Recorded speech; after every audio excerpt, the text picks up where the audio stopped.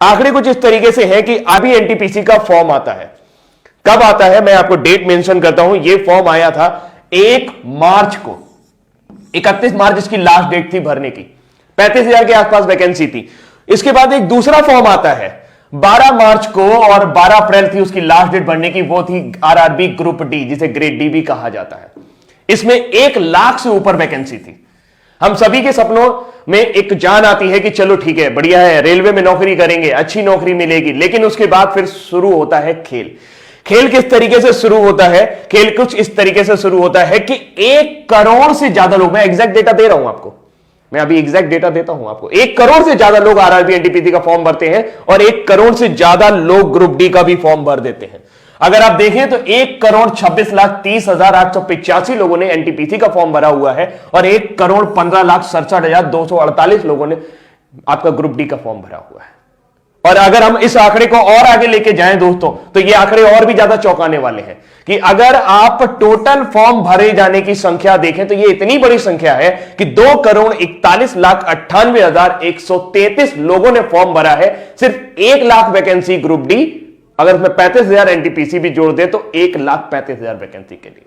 आप समझ सकते हैं कि आज की डेट में बिल्कुल एकदम सिंपल सा आइडिया यह है कि भारत में 10 करोड़ लोग बेरोजगार हैं, जो किसी ना किसी तरह की बेरोजगारी से ग्रस्त है, जिनकी डेली की इनकम 200 रुपए भी नहीं है।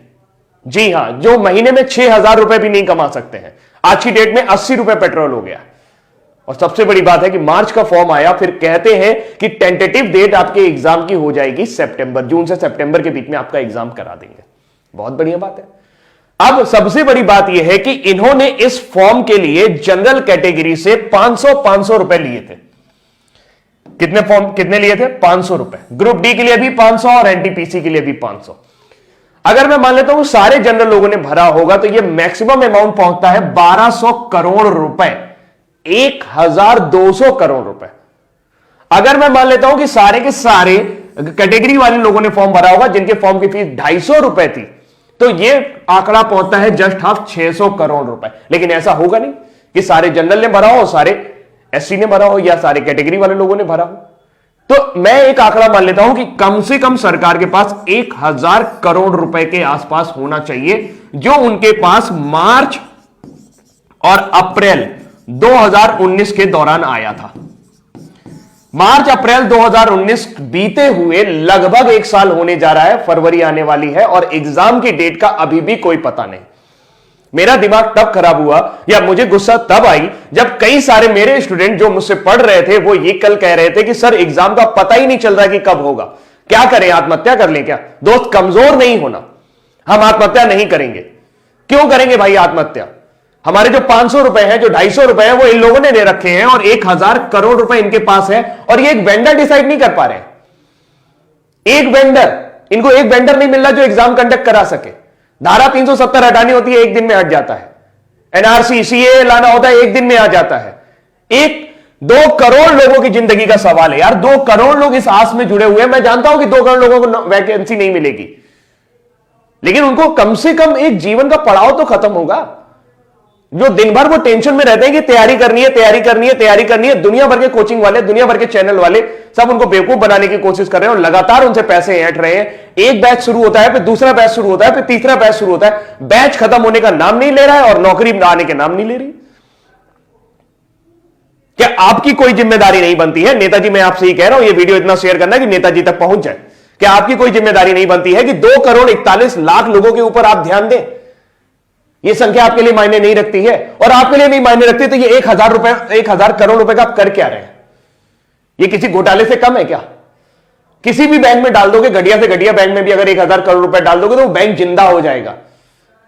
पूरे देश की आबादी सिर्फ 137 अरब है। मैं सिर्फ इसलिए बोल रहा हूं क्योंकि 1,000 करोड़ रुपए अगर आप उनको भी बांटना शुरू करेंगे तो कई लोगों के जीवन सुधर जाएंगे। और आपको क्या लगता है जिन्होंने ये 500 रुपए दिए वो बहुत अमीर घर से आते हैं? उनके घर में BMW खड़ी है, उनका बड़ा सा मकान है? जी नहीं, वो कभी भी आरआरबी ग्रुप डी और एनटीपीसी की नौकरी करने नहीं आएंगे। ये वो लोग हैं जो तिल तिल करके तैयारी कर रहे हैं, अपनी मेहनत खून पसीने की कमाई से तैयारी कर रहे हैं, वो पैसा देने की कोशिश कर रहे हैं। अब हम क्या कर सकते हैं? हम कुछ नहीं कर सकते। क्यों नहीं कर सकते? क्योंकि हम सिस्टम में नहीं है, आप सिस्टम में हैं। मुझे नहीं लगता कि आपके पास ऐसी कोई वजह है जिसकी वजह से आप एक वेंडर डिसाइड नहीं कर पा रहे। आप हर 3 महीने बाद एक बहाना बना देते हैं कि हमें वेंडर नहीं मिल रहा। अरे वेंडर नहीं मिल रहा तो ये 500 रुपए आपने कैसे डिसाइड किए? आपने कैसे डिसाइड कर लिया कि एक लड़के का खर्चा 500 रुपए आएगा? क्या वेंडर 500 रुपए से ज्यादा नहीं ले सकता आपसे? सिर्फ सोची समझी रणनीति है। मार्च में आपको यह पैसा मिला है, 1000 करोड़ रुपए आपके बैंक में पड़ा है और आप एक वेंडर डिसाइड नहीं कर पा रहे। 1000 करोड़ रुपए बहुत होता है। आप कहेंगे सर 1 करोड़ लोगों का वो भी तो करवाना है, एग्जाम भी तो करवाना है। तो ये 500 रुपए भी तो आप ही ने डिसाइड किए थे। जहां 100 रुपए फॉर्म के लगते थे वहां 500 रुपए लिए आपने। बोले कि सब वापस करेंगे, कब वापस करेंगे इसका पता नहीं है। आप सिर्फ और सिर्फ बिजनेस कर रहे हैं और इस 1000 करोड़ रुपए को घुमा रहे हैं। ये जनता का पैसा है और जनता जवाब मांगेगी आपसे। दोस्त नेताजी आप भी ध्यान से सुन लीजिए, जो लोग भी ये वीडियो देख रहे हैं भाई, अगर उनको मेरी बात सही लग रही हो या लग रही हो, मेरी बात सही लग रही हो या लग रही हो, लेकिन बात है सच्ची। मुझे गुस्सा इसलिए आता है क्योंकि मैं एक टीचर हूं और बहुत सारे बच्चे ऐसे हैं जो मुझसे पढ़ते हैं और उनके अरमानों को जब मैं घुटता हुआ देखता हूं, जब उनके चेहरों को मैं उदास देखता हूं सिर्फ इस वजह से कि सर समय बीतता जा रहा है और हमारी एनर्जी, जी हां, आपके पास जो 65% युवा है उसमें से 2,41,00,000 लोग अभी भी इस एग्जाम की तैयारी कर रहे हैं। ये सिर्फ एक एग्जाम की बात है। एसएससी के साथ भी आपने यही किया था। लोगों के 1-1 साल आपने बर्बाद कर दिया और इस तरीके के कई साल आप बर्बाद कर रहे हैं। उत्तर प्रदेश में वैकेंसी और लटकी पड़ी है 69,500, उसमें भी कोर्ट केस चल रहा है। अरे जब नौकरी देनी नहीं होती तो निकालते क्यों है यार? क्यों मजाक करते हो हमारे साथ? जब देनी नहीं होती तो निकालते क्यों मजाक करते हो हमारे साथ? हमारा जीवन इस तरीके से एक सपना बुनना शुरू कर देता है कि नौकरी लगेगी, नौकरी लगेगी। जिस उम्र में उनकी एनर्जी बढ़नी चाहिए, आपको क्या लगता है कि इतना हतोत्साहित युवक आप लोगे तो आप उससे अच्छा काम करा पाओगे? जो 1 साल 2 साल तैयारी करके आया होगा, जिसके लिए नौकरी मिलना ना मिलना सब बराबर हो चुका होगा। अरे कोई प्लानिंग ही नहीं है यार। बड़े बड़े आईएएस बैठे हो आप लोग, इतना सारा आईएएस भरा पड़ा है, सब जिसको देखो वो बहुत ऊंची ऊंची पोस्ट पे, वो लोग बढ़िया गाड़ी से चल रहे हैं, बढ़िया बंगले से घूम रहे हैं, सारा सब कुछ उनका जीवन सुलभ है। उनको इनकी फिक्र नहीं हो रही, किसी को इनकी फिक्र नहीं हो रही। 2 करोड़ लोग, ओ माय गॉड, इतनी बड़ी जनसंख्या है 2 करोड़, कुछ कहने को नहीं। अगर अपने दम पर आ जाएगी ना तो आप परेशान हो जाओगे, आपका सिस्टम मिल जाएगा पूरा। बहुत बुरा है, बहुत बुरा है, भावुक हूं मैं, बहुत ज्यादा बुरा है। अभी के लिए इतना ही रखता हूं, लेकिन उम्मीद करता हूं कि मैसेज आपको मिल गया होगा। इस वीडियो को इतना ज्यादा शेयर करिएगा कि सबके पास तक पहुंच जाए, खासकर